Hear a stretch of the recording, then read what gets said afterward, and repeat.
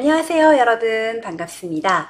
4주차 노인정신건강 간호에 대해서 살펴보도록 할게요. 오늘 배울 학습 내용은요, 노년기의 특성, 노년기 정신장애, 신경인지장애 개념, 신경인지장애 중 치매, 그리고 선망, 이렇게 5가지 중에서 인지장애 개념까지 살펴보도록 할 거예요. 학습 목표는 노년기의 정신심리적 발달을 설명할 수 있다. 노년기의 정신장애의 질환별 특성을 설명할 수 있다. 노년기의 정신장애 중 신경인지장애에 대해서 설명할 수 있다. 그리고 노년기 정신질환별 간호를 설명할 수 있다. 이 중에서 2번 노년기 정신장애의 질환별 특성을 설명할 수 있다까지 해볼 거예요. 그러면 본격적으로 수업 들어가기 전에 지난 시간 학습 정리 간단하게 하고 넘어가도록 할게요. 청소년기에 나타날 수 있는 자기중심적 사고는 상상적 청중과 개인적 우화였습니다. 에릭슨은 청소년기를 정체성의 중요성을 강조했고, 정체감 형성을 위해서 대안적 탐색을 계속 진행하는 시기를 사회심리적 유예기라고 하였습니다. 3번 ADHD에서 반사회적 성격장애의 발달 경로는 ADHD, 다음 적대적 반항장애, 다음 품행장애를 거쳐서 반사회적 성격장애로 발달하게 됩니다. 4번 청소년기 정신장애로 권위에 저항하고 불복종하지만 나이에서의 기준을 벗어나거나 타인의 권리를 침해하지 않는 것을 적대적 반항장애라고 합니다. 공격적衝動이 조절되지 않아 가끔씩 반복적으로 사람이나 기물을 파괴하는 청소년 정신장애를 간헐적 폭발장애라고 합니다. 6번 행동이 반복적이고 지속적으로 다른 사람의 기본 권리를 침해하거나 나이에 맞는 사회적 규범이나 규율을 위반하는 것을 품행장애라고 합니다. 그러면 노년기의 특성에 대해서 먼저 살펴보도록 할게요. 노인 패션 모델, 노인 유튜버, 어울릴 것 같지 않은 직업에 이렇게 당당히 도전하는 사람들이 있습니다. 몸도 마음도 청춘인 젊은 노인들이 크게 늘면서 세대를 아우르는 인기로 문화를 바꾸고 있습니다. 손은혜 기자입니다. 걷기 연습에 푹 빠진 어르신들, 모두 실버 모델을 꿈꾸는 지망생들입니다. 6년차 모델인 77살 최순아 어르신. 20년 동안 간병사로 일했는데 나이 70이 다 돼서야 적성을 발견했습니다. 엄청 노력했죠. 환자를 보면서 제가 밤 1시, 2시 그때 나와서 이 복도를 걸었죠. 전 너무 감격스럽고 좋아요. 67살 이기루 어르신도 정년퇴직 이후 모델 일에 흥미를 느꼈습니다. 패션쇼에 서기 위해 철저한 운동과 식이 조절을 병행하며 삶은 더 활기차졌습니다. 젊고 건강하게 산다는 것도 보여주고 싶고, 또 이게 힘들게 사는 사람들 긍정적인 마인드를 제가 심어주고 싶고요. 생산 연령에서 물러나 자식들 도움으로 여생을 보내는 기존의 소극적 노년 대신 콘텐츠 제작 등 새로운 분야에 뛰어들어 주류 문화를 이끌어가는 노년층이 부쩍 늘었습니다. 젊은 층이 주로 이용하는 유튜브 채널에서도 노인들은 주목받는 스타. 최근 개설된 노인 유튜버 강좌에 12명 모집에 800명이 넘게 지원했을 정도입니다. 이 어르신도 직접 인터넷 방송 제작을 준비 중입니다. 소시적 영어권에서 자란 경험을 활용해 외국인들에게 우리 문화를 알리는 콘텐츠를 만들 생각입니다. 즐길 수 있는 그런 에너지, 또 남에게 선한 영향을 미칠 수 있는 그런 에너지가 어쩌면 나이 들어서 더 많지 않을까? 풍부한 삶의 경험과 연륜에서 우러난 여유는 노인들만이 갖출 수 있는 경쟁력입니다. KBS 뉴스 손은혜입니다. 아주 멋지신 노인 분들이 이렇게 등장했어요. 되게 유명하신 분들이에요. 이분은 제가 성함을 까먹었는데 실버 모델로 굉장히 활약을 많이 하고 계시는 분인데 굉장히 멋있게 서양 사람처럼 생기셨어요. 그래서 이렇게 모델로 활동을 하고 계시고요. 이분은 유명한 유튜버죠. 막내 할머니. 여러 가지 재밌는 컨텐츠도 하시고 요리 같은 거 상품도 출시하시고, 그래서 제2의 전성기를 살고 계시더라고요. 우리가 보통 노인이다 하면 편안하게 쉬고 그동안 했던 일들을 좀 접고 왕성한 활동을 좀 쉬면서 편안하게 마지막 남은 삶을 이제 보내는 걸로 생각하기 쉬운데, 이렇게 노년기에도 굉장히 활발한 활동을 보일 수도 있다는 것을 몸소 보여주신 분들이에요. 노년기라고 하면 인생의 끝자락, 마지막 부분이잖아요. 노년기의 끝은 죽음이니까 나이 들면서 이제 뭐 주름이 생기고 신체적 쇠약해지고 그동안 젊었을 때 이루었던 많은 것들을 다 포기해야 되고 질병을 앓게 되고, 그러다가 이제 죽음에까지 가게 되는 인간 발달 과정에서의 끝자락에 있는 부분이 바로 노년기인데요. 그럼 노년기란 무엇인지 한번 짚어보도록 할게요. 노년기란 생의 마지막 단계로 정지와 고립의 시기가 아닌 모든 생물이 필연적으로 거쳐야 될 자연적이고 정상적인 변화 과정으로 보고 있습니다. 그럼 보통 몇 살 정도가 되면 노인이라고 할까요? 사실 우리나라 평균 수명이 85세 정도가 되거든요. 85세가 평균 수명이라고 했을 때 그럼 몇 살 정도가 되면 노년기라고 할까? 연령으로 볼 때 획일적으로 말하기는 어렵지만 일반적으로는 만 65세 이상으로 보고 있어요. 근데 이제 평균 수명이 점차 늘어나고 있기 때문에 65세 정도가 되면 굉장히 정정하세요. 저희 어머님이 이제 70세 정도 되시는데 70대 초반인데요. 뭐 심심하다 뭐 이렇게 얘기하시길, 아파트에 그 노인정 이런 거 있지 않냐고, 가보죠 뭐 이렇게 했더니 장난하냐고. 가면 다 80대, 90대 할머니들이 우르르 있는데 거기서 내가 다 늙어가지고 심부름하게 생겼냐? 뭐 이렇게 얘기를 하시더라고요. 사실 뭐 정확하게 딱 65세부터 이렇게 노인이라고 말하면 요즘에는 좀 거부감을 가지신 분이 많아요. 뭐 적어도 75세는 돼야 노인이 아닌가? 이렇게 이제 얘기하긴 하는데, 아직까지 우리가 이제 법적으로 노인의 어떤 혜택을 받을 수 있는 정해져 있는 나이는 65세입니다. 65세라는 기준이 정해진 게 굉장히 좀 오래됐어요. 1980년대 노령연금 제도 때문에 그 이제 당시의 수명에 맞춰가지고 65세를 수급하는 나이로 하자 해서 정해진 기준인데요. 근데 이제 그러고 나서 40년, 50년이 지났는데도 불구하고 평균 수명이 그만큼 늘어났음에도 불구하고 법은 그대로 있는 거예요. 상향 조정이 되어 있지 않는 거예요. 그 부분에 대해서 굉장히 논의가 많이 이루어지고 있는데, 노령연금을 받을 수 있는 기준을 이제 상향 조절을 하게 되면 중간에 이제 받을 수 있는데 못 받는 사람이 생기잖아요. 그런 부분들에 대해서 불만이 많이 생기기 때문에 사실 아직까지는 법적으로 조정되지는 못하고 있어요. 근데 심리적으로는 우리가 75세 정도는 되어야 노인이 아닌가 이렇게 보고 있기는 해요. 그러면 노년기가 되었을 때 일반적으로 어떻게 성격의 변화가 있는지를 한번 살펴보도록 하겠습니다. 시간 전망의 변화입니다. 보통 45세를 기준으로 이전에는 나이가 증가한다라고 인식을 하는데 비해서 이후에는 나이가 줄어드는 것으로 인식을 하는 경향이 있어요. 나이가 들면 나이를 까먹는다라고 얘기를 하잖아요. 그만큼 앞으로 살아갈 날이 줄어든다라는 방향으로 생각을 하니까 시간을 바라보는 시각이 달라진다라는 거죠. 제가 생각했을 때도 어릴 때, 초등학교 때, 중고등학교 때는 정말 시간이 안 갔어요. 언제 어른이 되나, 그죠? 언제 빨리 나는 독립을 하고 내가 돈을 벌고 결혼도 하고 이렇게 할 수 있을까?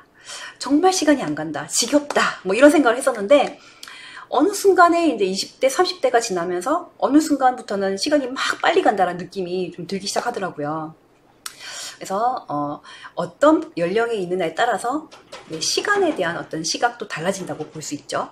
다음은 신체 변화에 대한 민감성입니다. 중년기 이후부터는 건강에 세심한 주의를 하게 되는데요. 아무래도 청년기 때는 뭐 굳이 건강관리를 하지 않아도 건강하잖아요. 튼튼한데 나이가 들면서 점점 쇠약해지는 것을 본인이 조금씩 느끼기 시작해요. 그렇기 때문에 내가 이러면 안 되겠다. 조금 더 운동도 많이 하고 먹는 것도 좀 가려서 먹고 해서 그 예전과 비슷한 건강 상태를 좀 유지해야 되지 않겠나, 이런 생각을 이제 하게 되는 거예요. 건강에 대한 어떤 관심이 좀 더 많이 생기게 되는 거죠. 다음은 우울 경향의 증가입니다. 아무래도 이제 나이가 들면 들수록 건강이 좋아진다기보다는 나빠지기가 쉽고, 직업상에서도 어떤 정점을 치고 내려오게 되면 남는 건 상실이잖아요. 퇴직을 하게 되면 경제 사정도 좋지 않고, 또 내가 쓸모없는 사람이구나, 사회 일원으로서 인정받지 못하는구나 라는 생각이 들게 되면서 고립감을 느끼고 또 우울 경향이 생기게 되는 거죠. 다음에는 내향성 및 수동성 증가입니다. 젊었을 때는 젊음 자체가 에너지라고 하잖아요. 그래서 앞뒤 가리지 않고 막 돌진하는 경향이 있어요. 물론 사람마다 다르지만, 근데 나이가 들면 들수록 실패에 대한 경험을 많이 하기 때문에 내가 예전에 이런 경험을 했는데 이렇게 실패했어. 또 내가 이걸 시도했다가 실패하면 어떡하지? 이런 생각을 많이 하게 돼요. 그래서 적극적인 자세보다는 항상 방어하는 자세, 수동적인 자세를 많이 취해야 된다는 거예요. 그리고 액티비티하게 에너지를 가지고 노력을 한다기보다는 조금 운이 좋아서 어떻게 좀 잘 됐으면 좋겠다. 뭐 이런 생각을 많이 하게 된다는 거죠. 다음에는 경직성의 증가입니다. 융통성과 반대되는 개념인데요. 사물이나 환경을 다루는 면에서 새로운 방법을 꺼리고 구태의연한 방법을 고집하는 경향이 있습니다. 라떼는 이런 얘기 하잖아요. 라떼는 말이야, 계속 내가 예전에 했었던 그 경험에 의존해서 좋았던, 성공했던 경험을 계속 강조하고, 새로운 걸 뭔가를 하자 그러면 두려운 거죠. 다른 젊은 사람들에게도 이렇게 해! 시도를 하지 않고 계속 했던 것만 하려고 하는 경향이 있어요. 다음은 조심성 증가예요. 노인들이라고 해서 무조건 나쁜 건 아니에요. 좋은 점이 뭐냐 하면 나의 어떤 신체적인 능력이라든지 감각 능력이 쇠퇴하기 때문에 항상 좀 더 신중하고 좀 더 조심스럽게 일을 처리하려는 경향이 있어요. 그래서 조금 늦게 가더라도 천천히 가더라도 완벽하게 하기 위해서 꼼꼼하게 일을 처리하려는 경향이 증가한다는 것이죠. 그러면 노화를 설명하는 이론들에 대해서 학습을 해보도록 하겠습니다. 우선 생물학적 이론이 있는데요. 생물학적 이론 중에 유전적 계획 이론이라는 것이 있어요. 이것은 노화가 이미 계획된 유전자에 의해서 예정된 순서대로 진행된다. 이미 프로그래밍화 되어 있다라고 설명을 하는 거예요. 여기 염색체의 끝에 텔로미어라는 것이 있는데요. 이것이 이제 세포 분열을 하면 할수록 이제 닳아서 없어지는 거죠. 그래서 없어지게 되면서 세포가 소멸되는 거예요. 결국은 생물체는 소멸하게 된다. 이렇게 보는 것이죠. 다음은 오류 이론입니다. 세포의 우연적, 임의적 오류 또는 손상이 축적되어서 노화를 발생시키고 결국은 죽음을 야기한다라고 보는 것인데요. 이 오류 이론에는 또 4가지가 있어요. 우선 마모 이론이 있습니다. 마모 이론은 신체 기관들을 장기간 반복적으로 사용하면 결국은 그 기능 및 구조가 약해져서 신체가 낡고 노화된다는 이론이에요. 그래서 인간의 신체를 기계와 같다라고 보는 이론인 것이죠. 다음은 유리기 이론인데요. 산소가 에너지를 만드는 과정에서 생성되는 산소 화합물인 유리기의 손상이 노화를 가져온다라는 이론입니다. 자동 면역 이론이라는 것이 있습니다. 이거는 면역세포가 이물질과 자신을 구별하지 못하고 자신에 저항하는 항체를 생산해서 자체 세포를 공격해서 노화 및 질병을 유발한다라고 보는 것이죠. 다음은 교차 연결 이론입니다. 이거는 단백질의 일종인 콜라겐 분자들이 서로 부착되어서 움직일 수가 없고 교차 분열이 불가능할 때 노화가 생긴다는 것인데요. 원래 이제 콜라겐이라고 하는 게 우리 몸을 이제 유연하게 해주고 피부에 탄력성을 주는 그 단백질이잖아요. 그래서 20대까지는 왕성하게 분비가 되다가 40대가 되면 절반 이하로 확 떨어지게 돼요. 콜라겐들의 분비가 줄어들고 기능이 약화되면서 그 기능을 다하지 못할 때 노화가 온다라고 보는 것이죠. 네, 심리적인 이론입니다. 에릭슨은 노년기를 통합대 절망감과 고립감으로 보았고요. 그리고 노년기는 생애 해고의 시기라고 봅니다. 왜냐하면 이제 젊었을 때는 앞으로 나아가는 시기지만 노년기에는 현재를 살아가기 위해서 과거에 했었던 일들을 돌아보는 시기잖아요. 그래서 내가 어떤 삶을 살았느냐에 따라서 만족감과 편안함을 느낄 수도 있고 죄책감과 불안, 죄의식 이런 것을 느낄 수도 있는 거예요. 하지만 내가 어떻게 살았던지 간에 거기에 대한 죄책감과 부정적인 느낌보다는 그 자체를 좀 수용을 하는 것이 의미가 있다라고 보는 거예요. 그리고 성격 안정기로 볼 수 있는데요. 위기 경험이 많으면 불안이 증가한다고 보는 겁니다. 사회문화적 이론은 우선 사회유리 이론, 소외 이론이 있는데요. 이거는 이제 노화는 피할 수 없는 사회에서의 위축 또는 유리라고 얘기를 합니다. 그래서 노인이 되면 왕성한 활동에서 퇴직을 하고 물러나게 되잖아요. 그래서 사회 활동에서의 어떤 그 위축이나 분리된다. 이렇게 보는 것이죠. 활동 이론은 반대로 노인의 생활 패턴을 유지하고 성공적인 노화를 위해서는 오히려 사회와 유리되는 것이 아니라 사회에 적극적으로 참여를 해야 된다. 이렇게 보는 것이고요.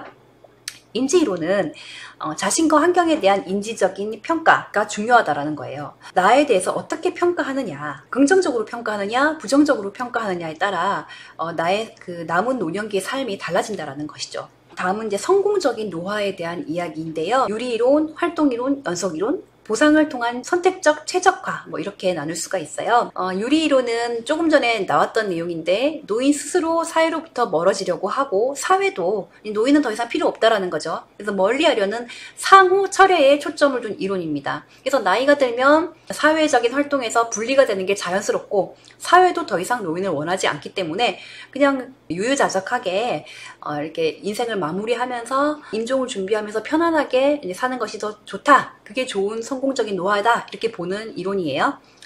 활동이론은 유리이론과 반대의 개념인데요. 오히려 젊었을 때 장년기에 능동적이고 적극적인 생활 양식을 노년기에도 지속하는 것이 바람직하다. 이렇게 보는 거고요. 이런 활동이론의 관점에서 봤을 때는 같은 노인이라도 여전히 사회활동에 참여하고 경제적인 수준이라든지 뭐 사회적인 어떤 지위라든지 이런 것들을 항상 유지하고 있는 사람이 만족감을 느끼고 행복하기 때문에 성공적인 노화를 한 것이다. 이렇게 보는 거죠. 다음은 연속이론입니다. 이거는 현재와 과거 사이를 유지하기 위한 활동을 강조하고 있는데요. 과거에 했던 일들을 계속적으로 유지할 수 있느냐, 계속적으로 유지하고 있는 것이 성공적인 노화다. 이렇게 보는 거예요. 그리고 보상을 통한 선택적 최적화는 노화에 따른 신체 및 인지 기능의 손실이 있을 경우 주어진 능력에 적합한 활동을 선택하고 자신이 가진 기술을 최적화해서 손실하는 것을 보상하는 전략이라고 보는 것입니다. 이렇게 이제 각 이론에 따라서 어떻게 지내는 것이 성공적인 노화냐라고 보는 관점은 다 다른데요. 여러분들은 어떤 게 성공적인 노화인지 한번 생각해 보시길 바랄게요. 네, 다음은 노년기의 정신장애에 대한 내용입니다. 노인 문제의 중요성입니다. 현대에는 의학이 발전하고 급속도로 현대화가 됐잖아요. 그래서 사회 경제적인 수준이 굉장히 향상이 되면서 평균 수명이 엄청나게 연장이 됐어요. 뭐 조선시대만 해도 40대 정도가 평균 수명이었고 중세시대 이전에는 뭐 20대가 평균 수명이었다라고 하더라고요. 그 정도로 굉장히 짧은 삶을 살았는데 지금은 적어도 85세, 뭐 90세 이 정도까지 살잖아요. 오래 사시는 분은 100세도 삽니다. 그래서 노인 인구가 굉장히 많이 증가하게 되었어요. 인구의 7% 이상이 65세 이상이면 고령화 사회라고 하고 인구의 14% 이상이 65세 이상 노인이면 고령 사회, 그리고 20% 이상이면 초고령 사회인데요. 현재 우리는 이제 고령 사회로 이미 진입을 했고 2026년도에는 20.8%가 넘어서 초고령 사회로 갈 것으로 추정하고 있어요. 문제는 이제 노인의 특성상 젊은 사람들에 비해서 경제적인 부분이라든지 여러 가지 보살핌이 필요하고 부족한 부분이 많다라는 거예요. 그래서 이것들이 이제 국가적으로나 전반적인 보살핌이 잘 원활하게 이루어지지 않으면 여러 가지 사회적인 문제 현상으로까지 갈 수 있다라는 겁니다. 특히 우리나라는 노인의 고독사, 노인의 빈곤, 노인의 자살 뭐 이런 것들이 굉장히 심각한 문제로 다가오고 있어요. 그리고 예전에는 전통적으로 뭐 3대, 4대끼리 다 같이 모여서 사는 그 대가족 문화였는데 현대 문명이 발달하면서 핵가족화가 되었잖아요. 그러면서 노인과 자녀가 떨어져서 살게 되고 노인이 자녀의 보살핌을 잘 받지 못하게 되고 본인의 어떤 경제적인 능력은 부족하고 이러다 보니까 여러 가지 이제 문제가 생기게 되고 지지체계도 약화되고 여러 가지 질병들을 안고 살아가게 되는 거죠. 노인이라는 그 발달 단계 자체가 질병이 많을 수밖에 없어요. 거기에다가 정신건강 문제도 엄청나게 많이 초래되고 있는데요. 노년기 정신건강 문제의 특성 살펴보시면 정신과적 질병 이완율이 가장 높습니다. 우리가 이제 치매라든지 선망이라든지 아니면 인지기능 장애 이런 것 자체도 정신질환에 속하기 때문에 나이가 들면 거의 대부분의 70-80% 이상의 노인들이 치매가 온단 말이에요. 정신과적 질병 이완율이 굉장히 높을 수밖에 없고 앞에 얘기했듯이 여러 가지 이제 경제적인 문제, 고독한 문제, 뭐 신체적인 질병과 관련해서 뭐 우울감이라든지 자살이라든지 정서적인 문제가 굉장히 드러나는 계층이라고 보시면 돼요. 그리고 노년기는 정신과적 서비스의 접근성이 가장 취약한 계층입니다. 물론 이제 노인분들의 성격적 특성에 따라서 어떤 분들은 거의 병원에서 사시는 분도 있어요.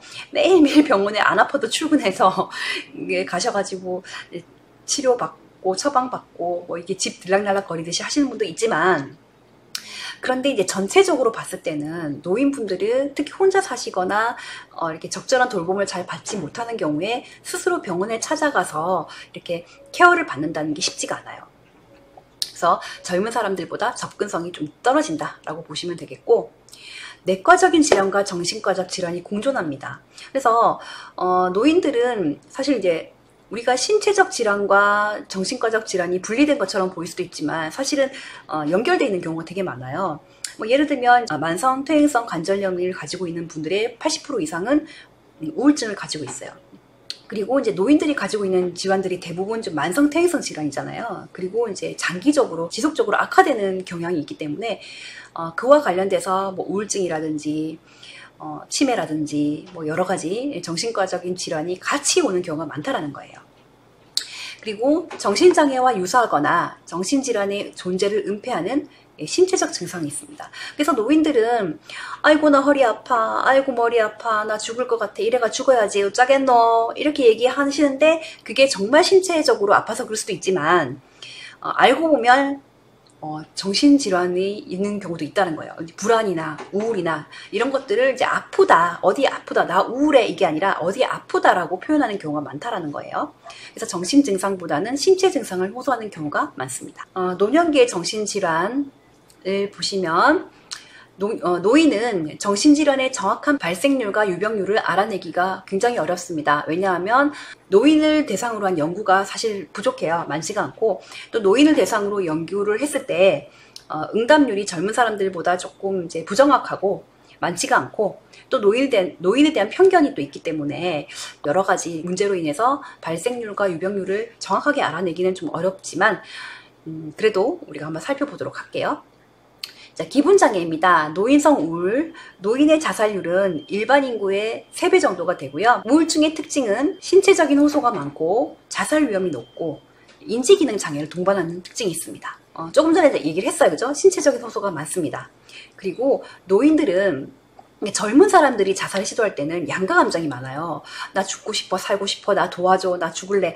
뭐 이런 감정이 왔다 갔다 하다가 자살을 시도를 하는데, 노인들의 경우는 사실 살 만큼 사셨잖아요. 내가 인생을 돌아봤을 때 해놓은 것도 없고 이게 남은 거는 병든 몸이고 뭐 이런 생각을 들면 굉장히 절망적이기 때문에 미래에 대한 희망이 없잖아요. 그래서 양가 감정보다는 정말 죽겠다라는 결심을 하고 자살을 할 확률이 높아요. 그리고 이제 치매라든지 뭐 이런 인지기능 장애가 있으면 판단력이 흐려지기 때문에 또 이제 자살 시도할 확률이 높아지는 거죠. 그리고 기능성 우울증에 치매가 동반했을 때 우울성 가성 치매가 오기도 합니다. 그리고 노인 정신질환 중 가장 흔한 것이 바로 노인성 우울인데요. 남성보다는 여성이 좀 더 많습니다. 치료는 항우울제나 뭐 EST, ECT 이런 것들을 통해서 치료를 할 수가 있어요. 노인에게서 자살률 높다라고 했고요. 조증인 경우는 보통 50세 이전에 시작을 하고요. 노인이 되어서 조증이 처음 발병하는 경우는 좀 드물다고 합니다. 그래서 조증인 경우는 일반적으로 노인이나 일반 성인들이나 치료는 똑같아요. 그죠? 용량만 좀 조절이 되겠죠? 리튬이 1차적인 약물이고요. 할로페리돌이나 카바마제핀 등의 항경련제, 뭐 항정신병 약물 이런 것도 추가해서 사용할 수 있습니다. 다음은 망상적 장애인데요. 노인은 다른 연령층보다 피해 망상, 신체 망상이 많습니다. 그래서 항상 뭐 감시당하고 쫓기고 뭐 독살당한다는 내용, 그리고 항상 누구에게 피해를 받고 있다는 그런 내용들의 망상을 많이 가지고 있어요. 그리고 선망, 우울, 치매, 엔자이어티 디소더, 불안 장애로 오거나 아니면 노인 차별, 감각 손실, 사회적 고립 등으로 이런 망상이 올 수가 있다라는 거예요. 망상 장애도 역시 뭐 노인이라고 해서 특별히 다른 어떤 접근이 필요한 건 아니고요. 뭐 신뢰 형성이 중요하고 지속적으로 상호작용을 하는 게 필요하겠고, 노인이 되면 이제 사회적으로 격리될 가능성이 많기 때문에 계속적으로 상호작용을 할 수 있도록 사회적 격리를 피하고 또 감각 상실을 교정하는 등의 접근이 필요하겠죠. 다음은 물질 사용 장애입니다. 노인은 만성 질환으로 인한 약물을 복용하는 경우가 많아서 약물의 상호작용 가능성이 높습니다. 그래서 예를 들어서 알코올을 많이 마시지 않더라도 문제가 될 수 있어요. 술을 한 잔 마셨는데 이게 이제 신체적인 어떤 부작용으로 초래가 되기도 해요. 그래서 간호는 사회적 지지와 예방적 정신보건 서비스를 제공하는 것이 좋습니다. 네, 다음은 각성과 수면 장애입니다. 노인은 밤에 더 자주 깨고 총 각성 시간이 길어져요. 그래서 수면의 질이 굉장히 낮아지는 거죠.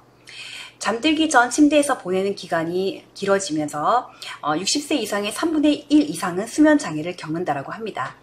특히 이제 입면 장애, 조금 전에 설명했듯이 잠들려고 누웠는데 잠들기까지 시간이 굉장히 길어진다는 거예요.